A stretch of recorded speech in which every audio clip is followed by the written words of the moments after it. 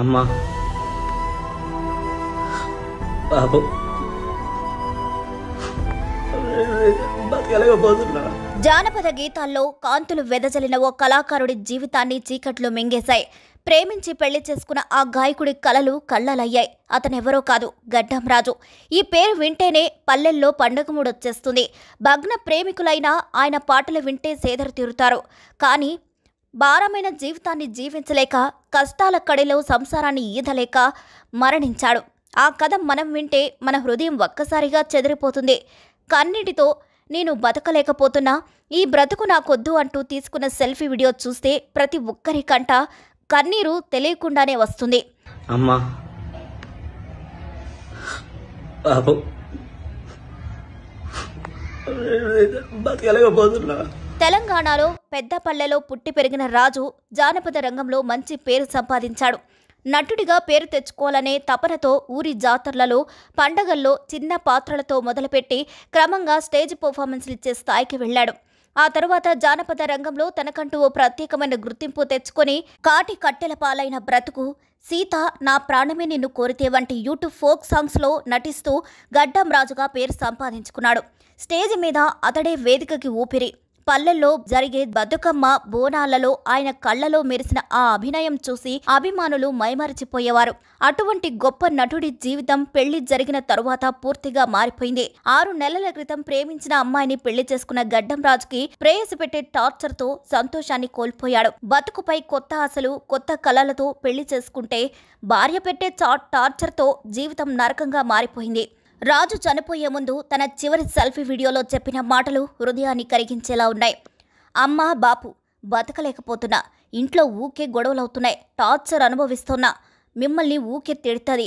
ఇల్లరికం వచ్చినట్లయితే నా పరిస్థితి అన్నా వదిన పిల్లలు జాగ్రత్త, సౌందర్య మంచిగా బతుకు, నీలాంటి వాళ్ళకి మొగుళ్ళు సెట్ కారు, పెళ్లైనప్పటి నుంచి టార్చరే, నా బతుకు బుద్ధలైపోయింది అని చెప్పిన మాటలు వింటే ఇంతవరకు మౌనంగా భరించిన ఆ మనసు ఎంతగా తల్లడిల్లిపోయిందో అర్థమవుతుంది.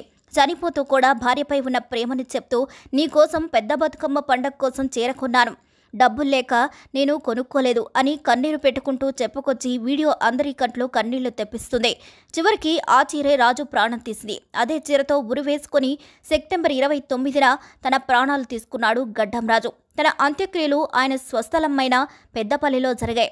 రాజు కథ తెలుసుకున్న ఊళ్ళో వాళ్ళంతా కళ్ళలో కన్నీళ్లు పెట్టుకున్నారు. జానపద రంగానికి వెలుగులు పంచిన ఓ కళాకారుడు ఇలా సూసైడ్ చేసుకుని చనిపోవడం ఎవరూ జీర్ణించుకోలేకపోతున్నారు.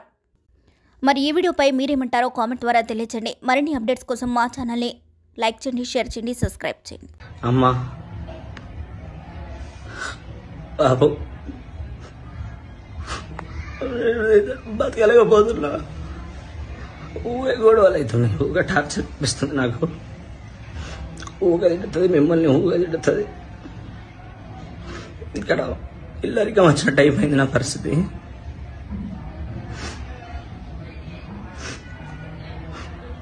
అమ్మా బాబు వెళ్ళి వదలు. అన్న వదిన పిల్లలు జాగ్రత్త, నైసి డుక్కు మంచిగా ఉంటుర్రా.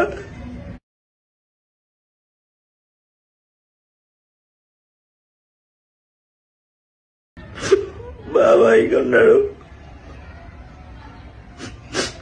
ఆర్యన్గా బాయ్, సౌందర్య మంచిగా బతుకు. నీలాంటి దానికి మొగుళ్ళు సెట్ గారు.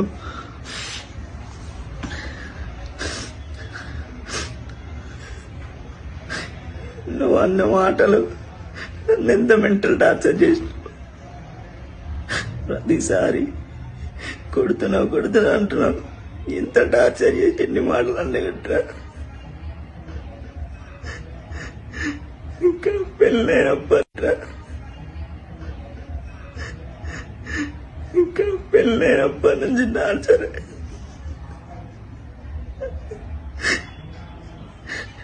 బతకబుద్ధి అవుతలేదు నాకు.